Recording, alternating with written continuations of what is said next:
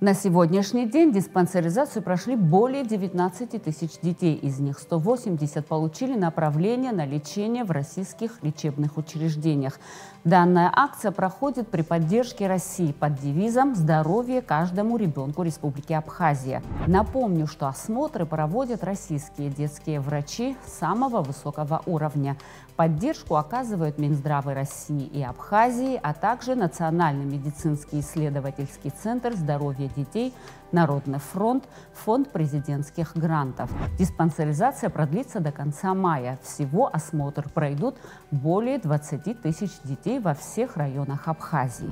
Чаще всего врачи выявляют нарушения опорно-двигательного аппарата, эндокринные нарушения, патологии органов зрения и дыхания, неврологические нарушения. А тема сегодняшней передачи – нарушения опорно-двигательного аппарата у детей.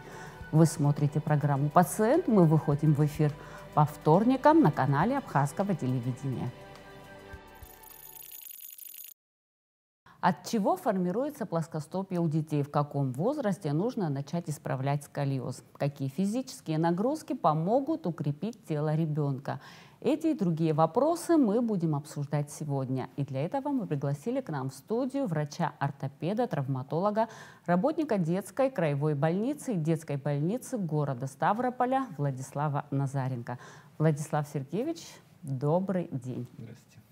Вы к нам приехали из Гудауты, вы проводите осмотр детей в Гудаутском районе, да? Да. Скажите, как вам Гудаута? Вам там комфортно? Да, очень комфортно. Мы живем в 100 метрах от набережной. Есть всегда возможность выйти, полюбоваться местными красотами. В принципе, все нравится, все устраивает. Скажите, как проходит диспансеризация? Сколько детей в течение одного светового дня вы осматриваете? Ну, среднее наше количество, то есть это не меньше 100, практически каждый день. Персональный рекорд, по-моему, нашего пребывания здесь — это около 165 детей за один, так сказать, световой рабочий день. Насколько я знаю, вы уже выучили несколько слов на абхазском языке. Какие слова вы выучили? Я выучил слова, те, которые необходимы мне для моего осмотра, потому что для оценки определенных заболеваний мне нужно, чтобы ребенок принял правильную позу. И, например, если мне нужно для того, чтобы ребенок сделал ноги шире, я говорю «иецех бшапква». Вот. Или, например, часто приходят ко мне на осмотр обутыми, я говорю «иющх», «ибыщх». Ну, смею предположить, что к концу диспансеризации вы уже будете понимать абхазский язык.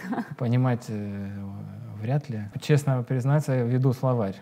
То есть каждый день пытаюсь 2-3 новых слова записывать и как-то их внедрять в обиходе. С людьми это делается проще, они где-то тебя поправят по произношению, где-то подскажут, как лучше, где это применить, особенно что касается мужского и женского пола, потому что звучит по-разному и вызывает некоторые трудности, бывает путаюсь.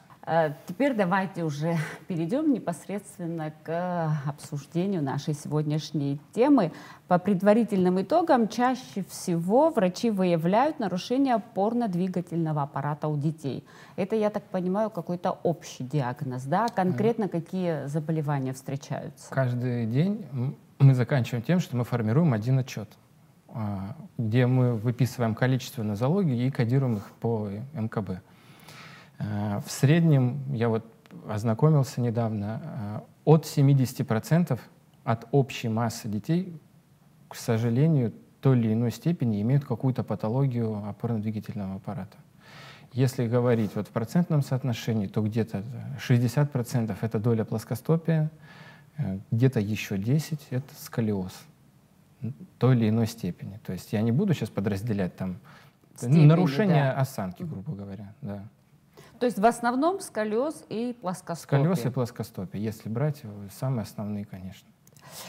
Что является причиной плоскостопия у детей? С плоскостопием рождаются или это приобретенное? Существуют декретированные сроки, в которые дети должны обязательно пройти тех или иных специалистов. Если мы говорим о какой-то врожденной патологии по типу косолапости или каких-то других пороков развития опорно-двигательного аппарата, этот диагноз ставится непосредственно в роддоме. Но если мы будем говорить о таких состояниях и заболеваниях, которые невозможно оценить на первый взгляд, то это в возрасте 1 месяца все дети обязаны пройти УЗИ тазобедренных суставов для того, чтобы оценить о наличии и возможность развития дисплазии тазобедренных суставов у ребенка. Если же, грубо говоря, какой-то диагноз подтверждается, то осмотры проводятся чаще. А так, следующий осмотр, грубо говоря, проходится уже около года, потому что обычно в этот период ребенок уже полноценно, без поддержки способен ходить, и уже тогда можно делать какие-то ориентировочные выводы и говорить о том, что у ребенка хотя бы определить склонность к развитию данной той или иной патологии. Вся сложность заключается в том, что строение опорно-двигательного аппарата ребенка очень сильно отличается от взрослого человека, и у них большое количество структур еще в стадии зачатков, которые являются хрящевой тканью, и даже невозможно оценить рентгенологически, грубо говоря. Поэтому, да, но в целом, после того, как ребенок самостоятельно без опоры пошел, уже можно определить ту или иную степень деформации, возможности развития заболевания. А что нужно делать, чтобы не было плоскостопия у ребенка? Правильно будет сказать, чтобы повезло родиться. Я не знаю, как по-другому еще выразиться или сформулировать, потому что если брать, вот я говорил уже о том, что все-таки процентном соотношении, ну, грубо говоря, у каждого второго плоскостопия. И если бы это можно было бы как-то предотвратить и принять комплекс мер по, так сказать, профилактике, наверное, бы уже бы делали, и такой выявляемости у нас бы не было. Ну, наша задача как специалистов не предотвратить появление, потому что, к сожалению, нам это не подвластно, а выявить вовремя и предотвратить развитие. Ну, получается, что плоскостопие можно вылечить, да? Этот вопрос, который чаще всего задают мамочки, это что нам теперь делать, как нам это лечить? И лично мое мнение, и я для себя выработал такую тактику, и людям проще донести информацию в том ключе, что плоскостопие не надо лечить. С плоскостопием нужно научиться жить, нужно предпринять определенный комплекс мер для того, чтобы обеспечить профилактику ухудшения, для того, чтобы улучшить качество жизни, увеличить способность переносимости физических нагрузок. С этой стороны мы можем повлиять. А полностью излечить, к сожалению, только оперативным путем, но каждая операция — это риск и имеет свои последствия, долгий путь реабилитации. И не всегда операция дает те результаты, которые мы хотим. Скажите, плоскостопие — это равно инвалидность? С плоскостопием берут в армию? Значит, плоскостопие — это не инвалидность, это не повод себя ограничивать в каких-то физических нагрузках. Это абсолютно не является запретом для посещения той тренировки или той секции, которая нравится ребенку. Просто нужно прислушиваться к его ощущениям, как он эту нагрузку физическую переносит, и вовремя ему помочь. Использовать ортопедическую обувь или использовать стельки-супинаторы, которые будут амортизировать нагрузку и будут смягчать физическое воздействие. А если что касается вопроса об армии, действительно есть состояния и степени, которые являются освобождением от прохождения службы. Насколько плоскостопие портит жизнь человеку? Это сопровождается какими-то болями? Все зависит от степени деформации. Стопа — наш природный амортизатор. Каждый раз при ходьбе стопа амортизирует получаемую нагрузку при ходьбе. И все зависит от степени деформации стопы. Поэтому, если спросить о том, чем грозит, то если мы будем брать детский возраст, то даже если я вижу выраженное плоскостопие, я спрошу у ребенка, а что тебя беспокоит, а занимаешься ли ты спортом, появляется ли боль после физических нагрузок, чаще всего дети отвечают, что их ничего не беспокоит. Потому что плоскостопие — это то заболевание, которое выявляется уже в более взрослом возрасте, когда присоединяется лишний вес, появляются факторы гиподинамии, общие соматические патологии присоединяются. Как правило, детей именно болевой синдром практически никогда не беспокоит, за редким исключением. В рамках диспансеризации российские врачи, ваши коллеги, провели осмотр маломобильных пациентов на дому. У нас есть репортаж, давайте посмотрим. На территории Республики Абхазия по поручению министра здравоохранения Российской Федерации Михаила Альбертовича Мурашко проводится диспансеризация детского населения. На сегодняшний момент у нас состоялось выездное мероприятие в рамках осмотра детей с маломобильных групп населения. Мы посмотрели несколько детей с тяжелыми двигательными нарушениями. Сегодня мы постарались обеспечить максимальный охват всеми специалистами, которые приехали на территорию смотреть детей. В рамках одной бригады сборной в ГАУ «Здоровье детей» у нас был с собой врач-психиатр, врач-невролог, врач-эндокринолог, врач-хирург-уролог. И также мы обеспечили дополнительное инструментальное обследование, то ультразвуковое и кардиографическое исследование.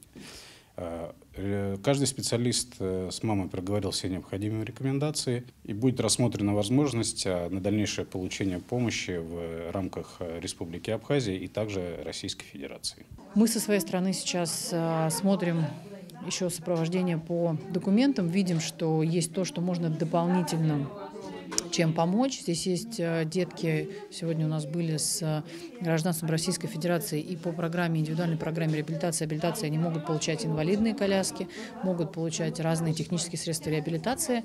Мы это все рекомендуем, тоже помогаем и вот сопровождаем, маршрутизируем. Также будем работать, я думаю, еще с местными благотворительными фондами, потому что есть дополнительные потребности у семей, которые, возможно, надо помочь закрывать. Нас конкретно пригласило сообщество женщин, воспитывающих особенных детей. Да, мы ориентируемся на такие общественные неформальные соединения, да, которые помогают тоже внутри маршрутизировать эту историю. Причем здесь очень важно, что уже все знают, что проходят здесь вот эти профмедосмотры, что есть эти бригады специалистов, что они готовы помогать и, да, реагировать адресно. Потому что это очень важно. Сегодня общались с родителями, родители говорят, для нас это очень важно, что к нам смогли индивидуально проявить внимание, увидеть, да, самостоятельно там, получить второе мнение тех или иных врачей.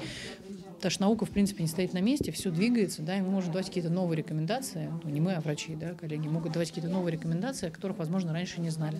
Дополнительные там сервисы, которые существуют, в том числе от общественных организаций, о них тоже часто родители не знают. И поэтому вот наша здесь задача все это соединить и помочь как с точки зрения здравоохранения, так и с точки зрения социальной, так и с точки зрения социальной поддержки, так и с точки зрения помощи общественных организаций, которая может быть оказана данному конкретному ребенку, чтобы семья себя чувствовала уже дальше по-другому. Слушайте, детки все, которых сегодня смотрели, очень ухоженные, очень внимательно за ними смотрят.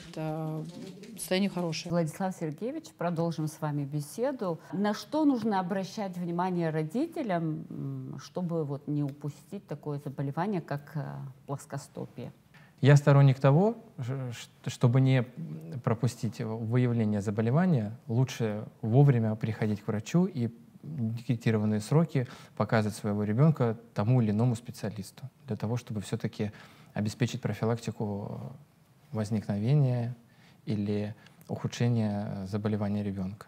Но вы выше говорили о комплексе мер для недопущения усугубления плоскостопия. Что это за комплекс мер?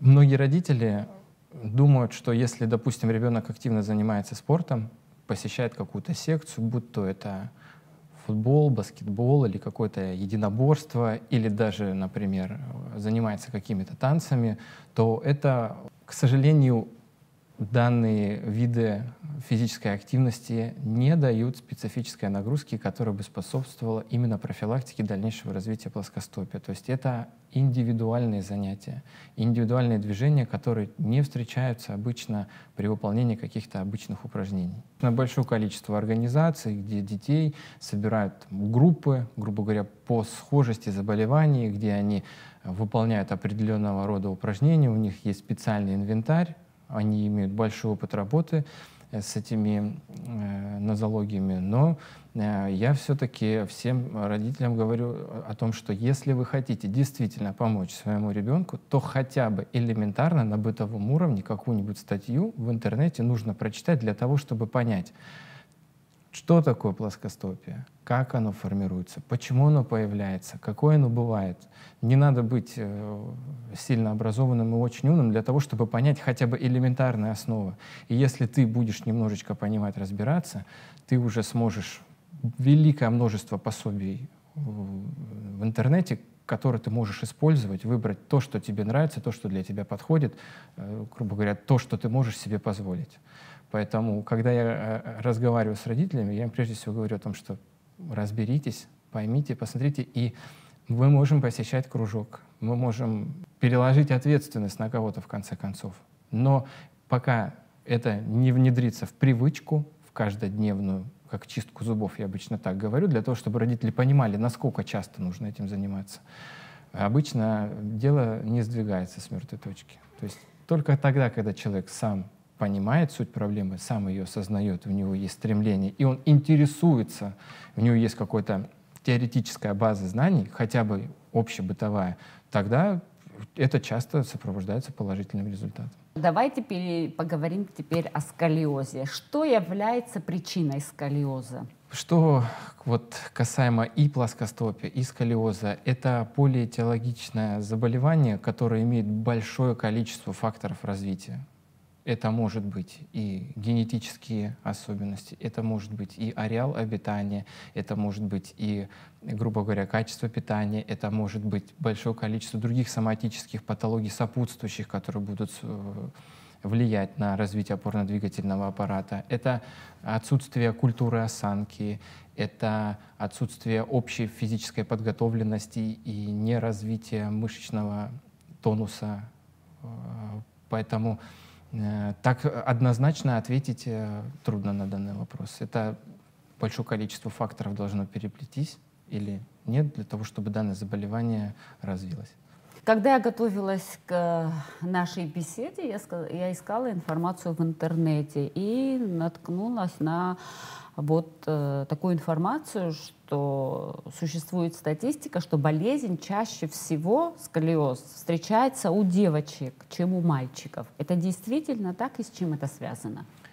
Да, это действительно имеет место быть, и, скорее всего, связано с тем, что девочки намного быстрее формируются, чаще выше мальчиков, и состояние опорно-двигательного аппарата и костно-мышечной системы не успевает полноценно окрепнуть, что приводит к последствиям деформации.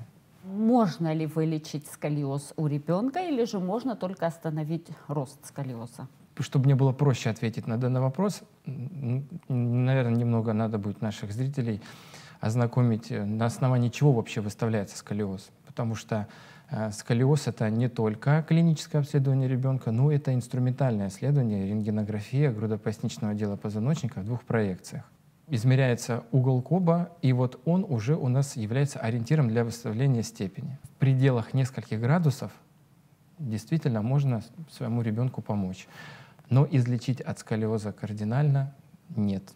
Ну а какие виды лечения существуют? Опять-таки ЛФК или хирургическое вмешательство? Хирургическое вмешательство применяется чаще всего, когда присоединяются сопутствующие патологии, связанные с нашими естественными вместилищами органов, как дыхательные, сердечно-сосудистые и пищеварительные. На данный момент медицина шагнула далеко вперед, и существуют высокотехнологические способы по исправлению и коррекции позвоночного столба. Это действительно имеет место быть в современном мире. Что рекомендуется ребенку, у которого первая, вторая степень? Первая, вторая степень — это контроль осанки, укрепление мышечного корсета, это асимметричная гимнастика, это чаще всего еще и более частое выполнение рентгенографии, то есть хотя бы 2 раза в год, для того, чтобы контролировать угол Коба и степень сколиоза. На самом деле будет достаточно того, что у нас и так есть, то, что преподают в школах, то, что дают на уроках физической культуры. Это суставная гимнастика, это упражнения на растяжку, это базовые упражнения отжимания, приседания, подтягивания. Это комплексно развивает опорно-мышечную систему и наш аппарат двигательный. У нас есть небольшой видеоролик о том, как проходила диспансеризация в 4-й Сохумской школе. Давайте посмотрим. Здравствуйте, я Гасаян Марина Гасановна, врач-акушер-гинеколог по первой специальности, оперирующий врач, врач ультразвуковой диагностики, стаж работы 14 лет. Пригласили на медосмотр, организованный в Абхазию. Я согласилась и приехала в эту прекрасную страну. В рамках медосмотров, значит, проходят дети дошкольного возраста и школьники до 17 лет включительно. Здесь мы проводим ультразвуковое исследование органов брюшной полости, почек, надпочечников, щитовидной железы. У старших девочек по показаниям УЗИ молочных желез. У нас все специальности, которые здесь присутствуют, и специалисты, которые просят в рамках медосмотра что-либо посмотреть, выявить патологию, не дай бог, мы это все выявляем, осматриваем. Есть детки, которые приходят из поликлиник, стационаров, которые здесь уже были на диспансерном учете, пересматриваем также.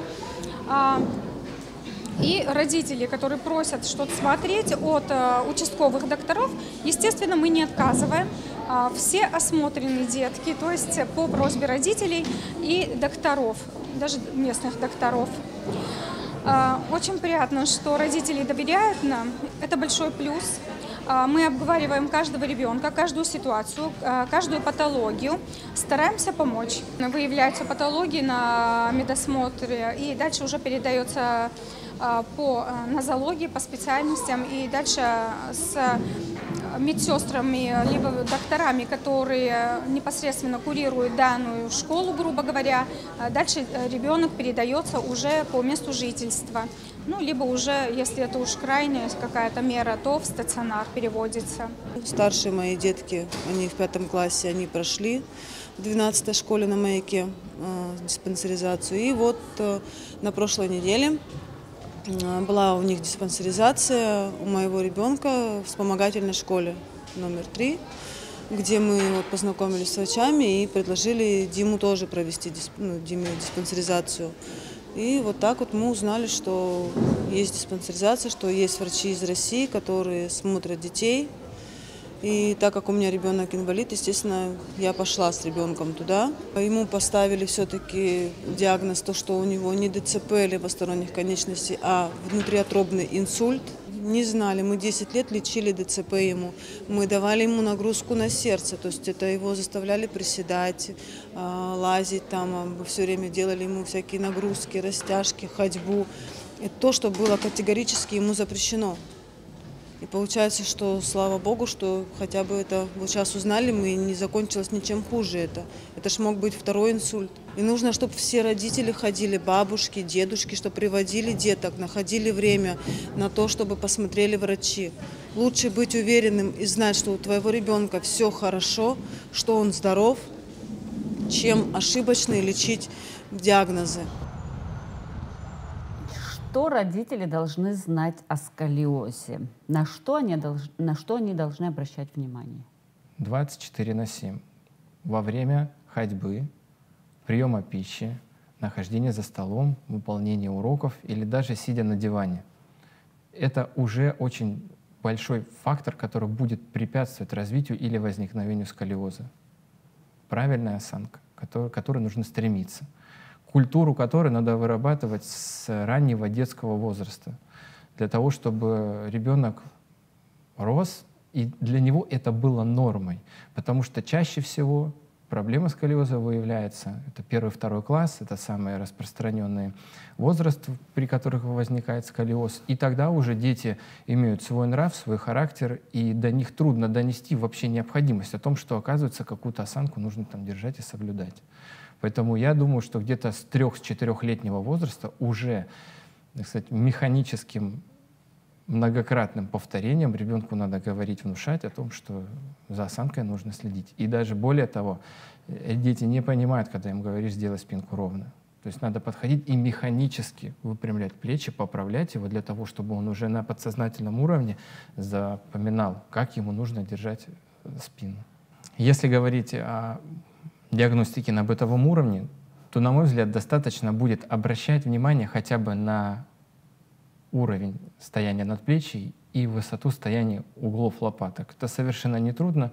Снять со своего ребенка майку, попросить его встать ровно, повернуться и хотя бы визуально оценить. Если более-менее симметрично, значит, как правило, все неплохо. Если разница визуально бросается в глаза, а есть очень внимательные мамы, которые так и приходят и говорят: мне не нравится его спина.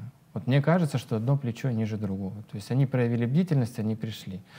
Хотя бы вот этого уже будет достаточно для того, чтобы своевременно обратиться, диагностировать и начать профилактику. Вы сами сказали, что детям ну, не до этого, они вообще сложно привить такую привычку, как держать осанку. Может, какой-то вид спорта существует, который позволит держать осанку? Все, что связано, например, с занятиями хореографией, и чаще я имею в виду народные танцы, которые требуют определенной правильности выполнения, или же балетные танцы. Я не беру эстрадные, которые вольны в своей интерпретации, художественной, искусственной.